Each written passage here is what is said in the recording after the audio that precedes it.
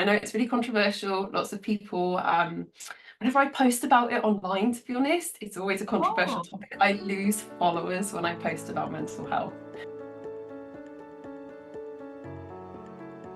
In today's video, I'm talking to Caroline about how to build self-confidence in teenagers. If you're new to this channel, you're a parent and possibly your child is struggling, let us know what type of strategies you are using to help support your child along the way to help them with their mental health. Thank you very much for joining me today, Caroline. It's lovely to have you. It's really lovely to be here. Ah, now we came across each other on Instagram actually, and you came to me with the idea for this video. It was totally different, something I hadn't really thought about, and I was quite intrigued. But first of all, let's talk about who you are and your background and what you currently do. Yeah, so my name's Caroline Shepherd. I run BioSheps, so you might know me online as BioSheps. But I'm a biology tutor, ex-teacher, current examiner, and I run small group and one-to-one tuition for GCSE and A-level biology. Oh, fabulous. And so through your journey, you've done lots of different training. So I'm just going to refer to my notes so I don't get anything wrong. Can you explain to me what cognitive behavioural therapy is and how it helped you personally? Yeah, so one of the things that I've done a lot of in my life is therapy. And I know it's really controversial. Lots of people, whenever I post about it online, to be honest, it's always a controversial Oh, topic. I lose followers when I post about mental health, but oh. it's not about the followers. So yeah, one of the things I've done a lot of is cognitive behavioural therapy, and I found it's really helped with my tutoring and it's really helped me support my students better. So it's basically a therapy method that focuses on how your thoughts impact your behavior and how your behavior kind of impacts your feelings and your emotions. So it's little bit about changing some of your thought patterns and your core beliefs that you might have, and then using that to change, how you feel and how you act, and that sort of whole cycle, because it all feeds back on each other. What we think impacts on how we feel and therefore how we behave. So, if you've got certain emotions or behaviors that you're finding challenging and that you don't like, or that you're struggling with them, that it's kind of possible to go back and start changing your thinking to change how you feel. Ah, now you've also been learning about your nervous system and stress responses, which obviously connects in with what you've been saying. What Mm. have you learned about this and how has it helped you personally? Yeah, so it's something I'm really interested in because kind of my background in biology is neuroscience. So I've learned a lot about the nervous system and how the brain works. And actually, something we teach at A-level biology is about these two branches of our autonomic nervous system, which is basically like the automatic part of your nervous system that's on autopilot all of the time.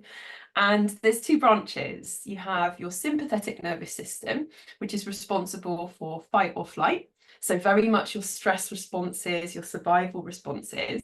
And then you have your parasympathetic nervous system, which is rest and digest. So all to do with that kind of relaxation, that chill. So one of the things I've been looking at is recognizing when my sympathetic response has been activated and I'm getting all of those stress hormones building up, but then also looking at ways that I can tap into my parasympathetic nervous system and kind of get some of that kind of chill back. So meditation has really helped with that. Deep breathing. I know people in that kind of meditation space talk about breath work quite a lot, but doing lots of breathing techniques and meditation has really helped me activate my parasympathetic nervous system and basically chill out a little bit. I used to find I got really stressed throughout the day, and I would kind of end my teaching day and I'd be like Yeah, that's feeling from the relatable, stress definitely. hormones. Yeah. And a lot of that is like cortisol. It's the hormones that build up in your body. And since I've taken a break to meditate in the afternoon and do some deep breathing, even just for 10-15 minutes, I find I'm much kind of calmer by the end of the day. I'm much better able to regulate my emotions. So it's really helped. That's really good because I don't know if you've heard of her, Yoga with Adrian, Of and course. I love her. And she talks a lot about breath work and, it helping you. And it's really interesting because a lot of people find meditation really hard. Like a lot of people essentially give up. And Yeah, that's not a dig or anything, but it is hard in this busy world where your brain is just constantly going. And like you say about yeah, teaching, I think a lot of the time as a teacher, I certainly was in fight or flight. And 100%. because for me personally, it was just the lack of control because Mhm. you go in with your list of jobs and then everyone came at you and that list of jobs was still not done by the end of the day. And of course, then it builds, and Yeah. that lack of control is horrendous. So Yeah. you work with a lot of teenage girls, and what have you noticed with working with teenage girls Mm. initially, basically? Yeah, so I mean, I've taught for over 10 years, both as a classroom teacher and a tutor, and there is a real crisis of confidence in our young women. You Mm. know, a lot of the teenagers that I work with are really, really lacking in self-esteem, self-belief, self-confidence. And I think boys are as well. It is not a female-only problem. I think sometimes boys just hide it better. So yeah, that was one of the things that really stuck out to me, working in the classroom, is just how low in confidence our young women were. Well, that's interesting because my background's in early years and I spent a lot of time in nursery, and the girls were often more confident, more Mhm. independent. And I know that sounds silly for like a 4 or 5 year old, 3 year old, but the girls were more wanting to do things on their own, whereas the boys needed a lot more reassurance from their parents. And So but then they seem interesting. to lose that as they get older, Yeah. and it's kind of not switches, but it's very interesting when they first come to you very, very young. Boys are very open with their emotions, with how they're Yeah. feeling, but then somewhere along the lines, it changes. Society tells them you can't talk, whereas Yeah. women are very much encouraged to talk, from what I've observed. That's such an interesting perspective, like to hear it from kind of your side, because yeah, you're right. We're kind of looking at other ends of the spectrum, aren't we? Because I Mm. get them when they're much older. But I remember reading a study. It was about like scientific careers in women, and it was, you know, by the age of kind of 6 or 7, girls will believe that they are less suited to do something really clever compared to boys. Like if you Oh, question them wow. on that at such a young age, girls believe that they're not for it. They can't do those challenging things. They can't go into a scientific career. So you're totally right. I agree. There's something societally that is perhaps messaging them that they're not capable or that they're not valuable. So it's Yeah. really interesting, I think. And when children start to work with you, do Mm. parents know about your background with building up self-confidence in teenagers, or does that come through naturally? Yeah, it's variable. I definitely get some parents that come to me because they know, they've read the reviews, they know that I'm really passionate about building self-confidence, particularly in women, and I think they know that for their child, that's the thing that's limiting them at the moment. You know, there's people obviously that come for me academically in terms of like my examiner experience and my academic results, but there's definitely people that want that more holistic approach to tutoring and want that confidence building and that kind of self-esteem as part of it, which is really nice. I really enjoy that side of it. And what sort of strategies do you use when working with students to build up self-confidence? All sorts of stuff, really. So, one of the things I think that has helped a lot of my students is kind of helping them recognize some of their thought patterns and the way that they talk to themselves. So, quite often when I have like these conversations with students, they'll be like, oh, you know, and the smart kid in the class did this, or they'll be like, oh, I'm not very good at the math skills in biology. And just kind of drawing awareness to kind of how they're talking to themselves sometimes is really useful, because so often we all do it, but we talk to ourselves in such a derogatory way and such a negative way that it's kind of, we would never say those things to one of our friends, or I would never say them to one of my pupils. So why do we say them to ourselves? So some of it is definitely about building a growth mindset and being like, okay, well, why do you think that thing? What's the evidence for that? And that's very much cognitive behavioral therapy. So when you have a thought, I'm not very clever, you look at the evidence for that. And actually, when you look at the evidence for most of what my students are saying to me, there's no evidence that they're not very clever. They've got good grades, they've got great kind of skills, and they've got so much to offer and so many strengths, but they're not recognizing that. So helping them to see it kind of objectively and get a little bit of distance from the thoughts that they're having can be really useful. And I think as well, like, our brains have a natural negativity bias. It's part of like evolution. We've evolved to make sure that we're focusing on the negative as a survival strategy. But also, it's really not helpful to us these days because we constantly are thinking about what's next, what's next, what's next, and looking to improve without sometimes recognizing the progress that we've made. So I try and make sure that I'm helping students to reflect on their little wins, however small that might be, and really kind of congratulate themselves and build like a self sort of celebration into it. I had a student the other day who is on a U. He retook a test. He has still got a U, but he's made 15% of progress in that time. His marks are doubled. That's still amazing progress. It's not where he wants to be yet, but you have to recognize that that's great. Like, it's not nothing. So celebrating those little wins for me is really, really important as well. From my end of the spectrum, when I work with younger children, and I do have families coming to me where they'll say that their children are recognizing that they're not doing good enough and they want that extra support. And I'm amazed that they've got that self-awareness that they're not doing as well as they think they should be and that they're asking for support. I think that's a brilliant tack, because for many years in teaching, like especially from what I observed, if you ask for support, that was seen as a huge red flag by leadership. And when I reflect back on that, that's really crazy in my opinion, because really it should show. Because when I've listened to, like, I watch a lot of American teacher blogs, even though I'm not a teacher anymore, and the amount of teachers that are supported by their leadership, and they do really encourage you to ask questions. But for some reason in the UK, if you ask a question, all of a sudden you hear the two words support plan. And you're like, well, people won't ask the question then, will they? They won't Yeah. ask for support if that's what you're going to say, that certain teachers are going to be incompetent because they've asked for help.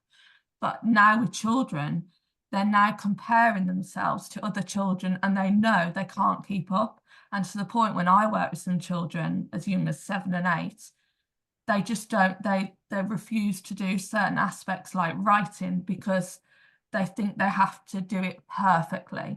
And writing Yeah. is a journey. And what I found is that, because I was, like I say, early years, when I went from early years to even key stage 1, there was so much obsession with grammar and spellings, and everything had to be perfect with grammar and spellings, that the love of learning writing was lost, totally lost. Yeah, I really resonate with that. I don't know if it's social media. I think social media has something to do with it, but there is a big pressure for perfection on our young people, and they feel like they're constantly falling short of that. And that's such a shame because they have so much to offer and they have so many strengths and so many wonderful things about them that kind of need for perfection is like crippling them in a way. And yeah, I think it's interesting. How do we get away from that? Like, education is so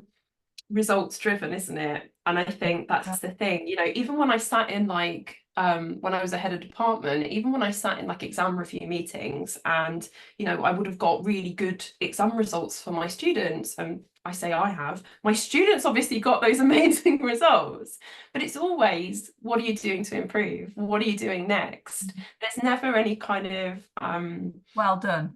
Yeah, exactly. And I think it's really important that we kind of support students to recognize that it is, as you say, a journey, and that imperfection along the way, it helps us learn, it helps us when we fail, and it helps us get better.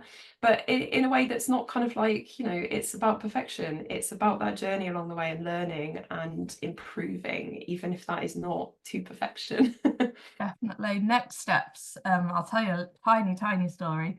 I went into nursery classes where they had, um, the curriculum has like 7 areas. I've probably got that wrong now because it's just off the top of my head. But each area had next steps for each child at 3 years old, and they were all over the windows. There was every child had a next step in every single area of learning. And it was like, whoa. And I thought, I'm not being funny, but a 3-year-old doesn't care. They do not care about that next step. For me, a Mm. next step is more beneficial when it comes from you and you think, oh, that didn't quite go right, but I can do this next to do it better. But when it's like formal, I think that just pushes it away. So then, Mm. when you are, or when your students are setting goals, personal goals, whether it's to do with work or themselves, their confidence, how do you help them set those type of goals? So generally with goal setting, again, it's a really interesting one from a tutoring perspective rather than a teaching perspective, because I guess similar to what you were just saying, goal setting in teaching, it is very much data driven. As a GCSE and then an A-level teacher, the students are given target grades, and those target grades are based on their key stage 2 data. So quite often they're not really relevant to the student because it was like, 6, 7 years ago that data had been collected, and the grades are often ridiculously high, and then they feel pressure about that, or they're stupidly low for that student, and actually they want to be more ambitious about it. So I think goal setting as a tutor is far more holistic and less data driven. It's about what the student wants or needs for their next steps. Sometimes that looks like a C because they need to get into university to go and do a degree that they want, and maybe that's not biology, and that is fine. I think it's very different for every student, and we try and make sure that it's attainable and it's realistic, but also it's ambitious for them, and that it's a goal that they feel motivated by. I think that's really important, because goal setting for the sake of goal setting, if it doesn't mean anything to you, then the motivation behind it isn't there. So it makes it a slog to try and achieve it. Whereas if you do feel like motivated by that kind of end goal, you've got a lot more impetus to kind of try and achieve it. And yeah, like obviously it's breaking those huge goals, like I want to get into university to do this thing, but breaking them down into like really manageable chunks as well, so that we're not focusing on that humongous ladder, we're just focusing on the next step in front of us. And slowly, slowly, if you keep taking those tiny little steps, before you know it, you are up that ladder. So Mm. yeah, I think breaking it down into manageable chunks is really important as well. I think sometimes they also have to be realistic because from an Yeah. adult's point of view, like we talked about social media, you will see people doing incredible things, and that is like that's amazing, and that can inspire you. But sometimes it's not right for your path. 100%. When you're a tutor and you first start out, don't know about you, but you see all these incredible tutors doing incredible things online, and you're like, I want to try that, I want to do that. So you do it all, and then you spread yourself so thin. And Mm, there are certain things you think, that is not for me. That is just not my cup of tea. Why have I just wasted 6 months, a year doing that? When yeah. instead of just thinking they're doing a brilliant job, but what do I want? What is Mm, my personal goal? Because I think you can latch onto people yeah. whose goals are right for them, but for you personally, you will never achieve that. And I'm not saying you can't, but it's Mm, not in your journey, or sorry, that might sound a bit cringe, but no, it's not in no. your past. It's not meant for you. It's meant for that person, and celebrate that Yeah. person, but don't I, just I say what is right for you for them. Yeah, 100%. I really agree. One of the things I talk about quite a lot in my group classes is my kettlebell class. Oh, So okay. I do kettlebells. I love it. It's for me, it's been really great. I always hated exercise as a child. I've never really enjoyed it. I always tried to like force myself to go running. I'd see people running and I'd be like, oh, I can do that. I hate running. I really don't like it. I don't really like any form of cardio, to be honest. Cycling, not for me either. But You've got my type of I woman. I found kettlebells and I enjoy it. And I'm a bit evangelical about it now. But anyway, I talk about it because it's quite a small group and there are super fit people in that group. They're doing chin-ups, they're doing push-ups, they are really strong. That is not me. I am lifting way lighter than them. I can't do a chin-up.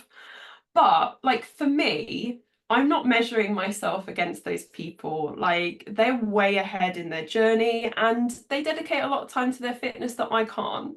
For me, it's trying to get better. I'm in competition with myself. That's what I always say. It's And I trying think to that's improve. better. That's a good way of looking Yeah, at it. absolutely. I want to lift a heavier weight and I want to feel good. That's why I go to my kettlebell class. I want to feel good. And it does make me feel good. I'm never going to be the best at kettlebells. Absolutely not. I am the worst in that class. But I'm okay with that because I'm not doing it for them. I'm doing it for me.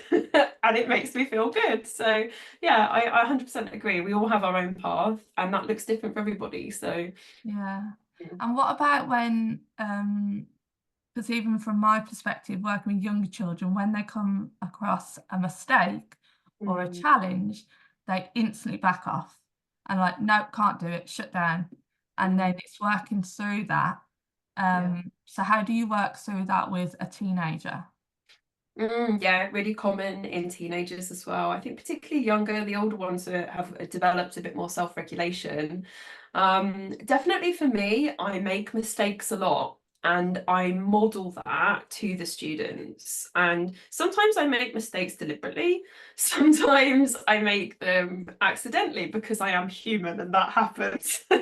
So, when I do make a mistake, I mean, before and even now, sometimes I'll find myself being like, oh, Caroline, what have you done that for? And then out loud to the students, I'll be like, you did it because you're human and humans make mistakes and that's okay. So I very much try and like model that self-coaching to my students so that they can see what that looks like. Because I think sometimes they're not used to seeing people make mistakes and they're certainly not used to hearing like the narrative behind it as well. And quite often I celebrate the mistakes. They're really useful.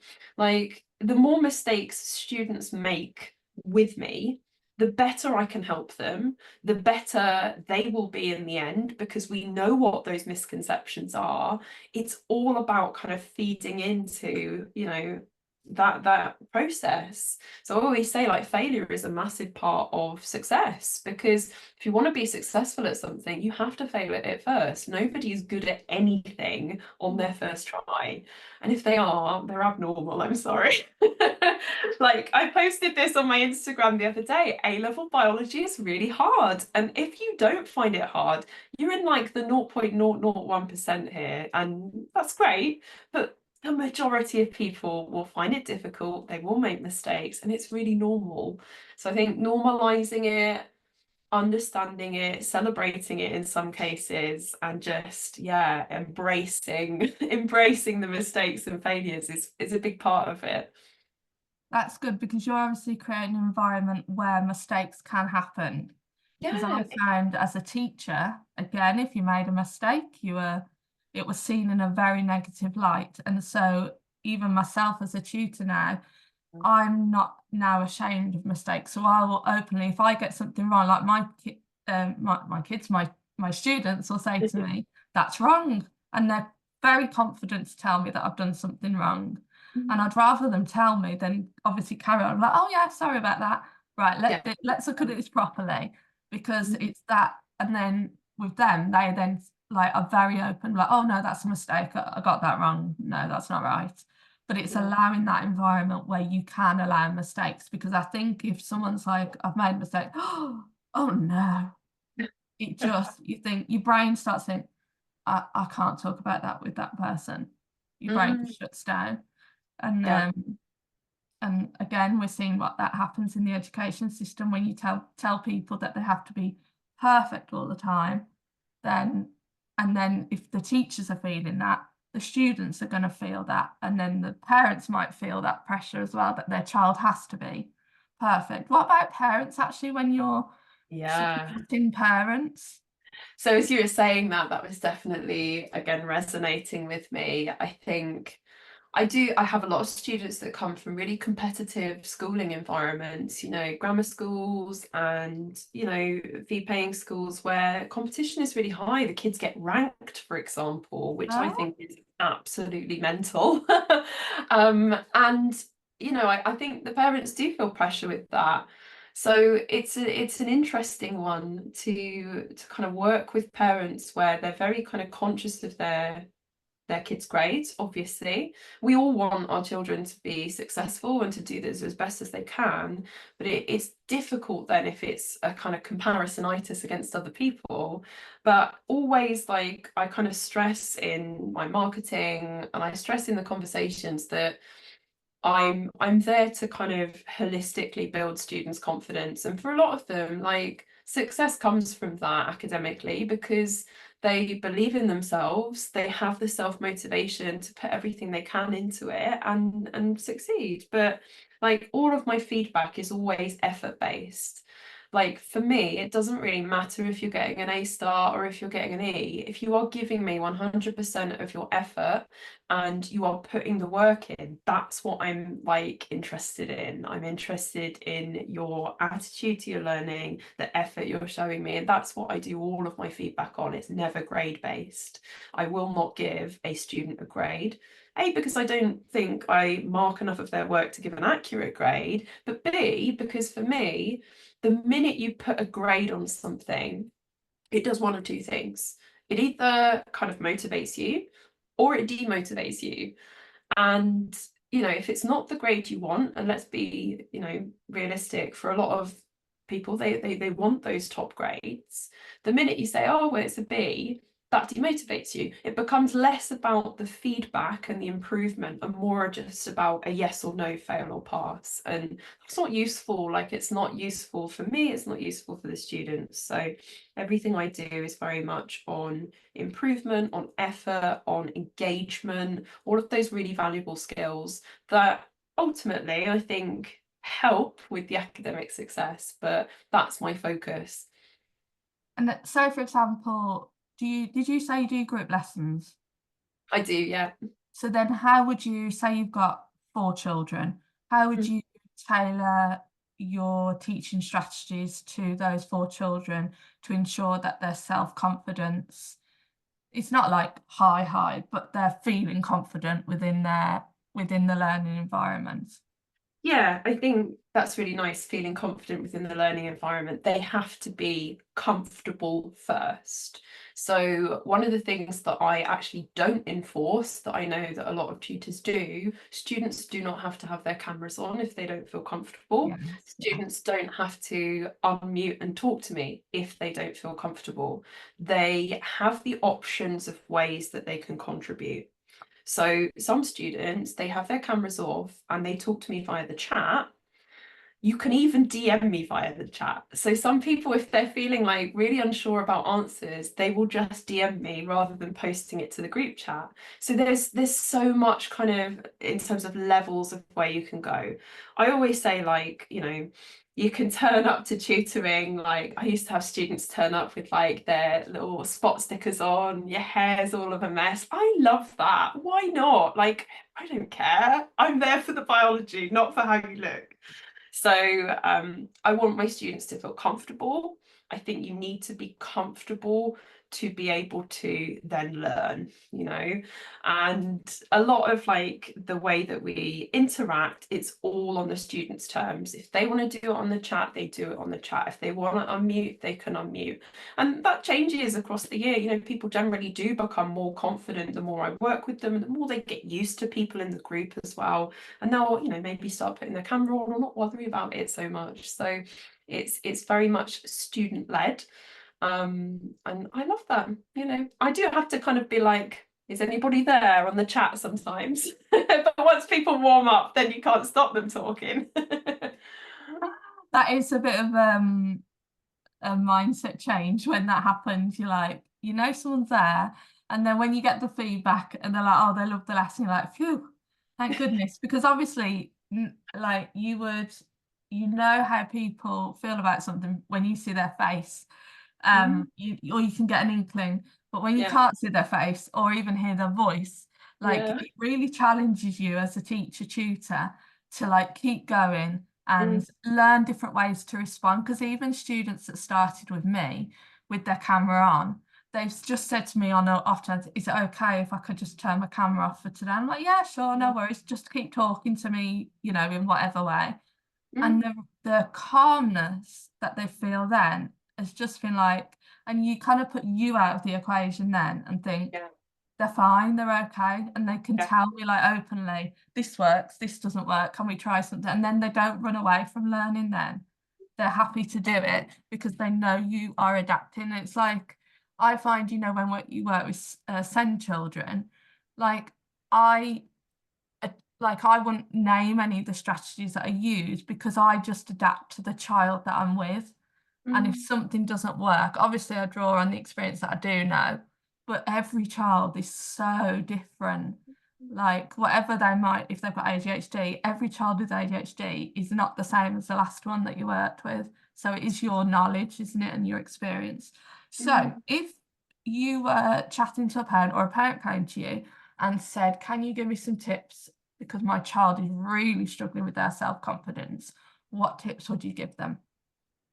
So one of the things I think that is really useful is just sort of making sure that they feel heard and understood and to know what they feel is like really valid.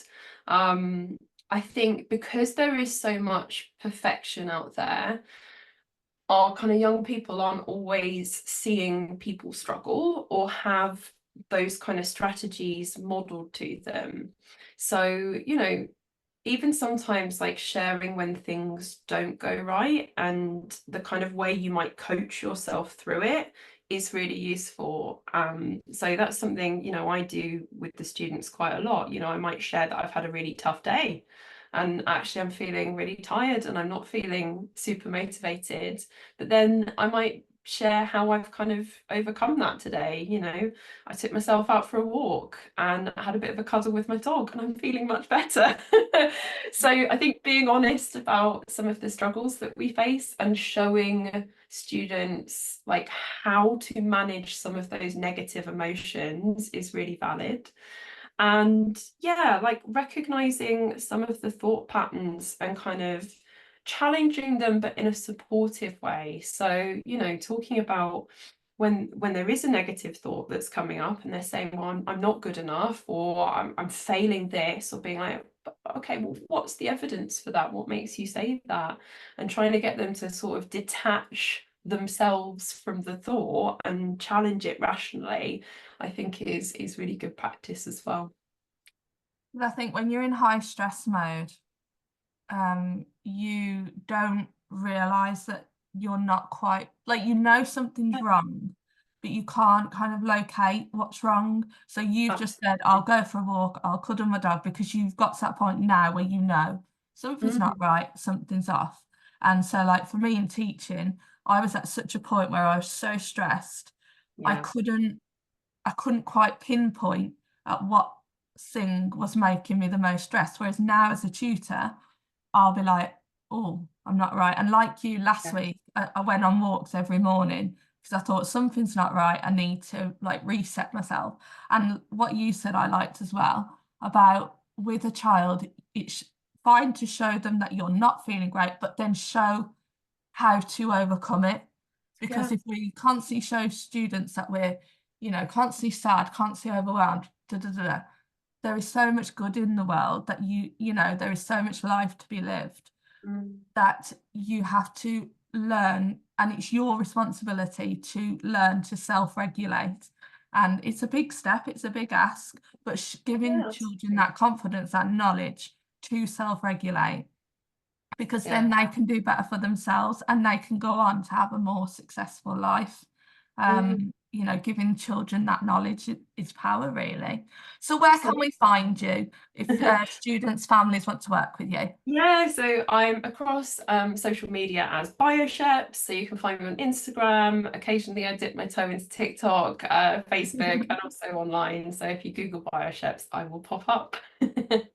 Lovely. Well, thank you very much for chatting to me. She's got a beautiful Instagram, so please do check it. I'll leave all the details down below for you to check it out. And thank you once again. I really enjoyed it. Thanks so much, Jenna, me too. Lovely. If you liked today's video, please make sure to give it a thumbs up and subscribe to see who else I'm chatting to. Thanks so much.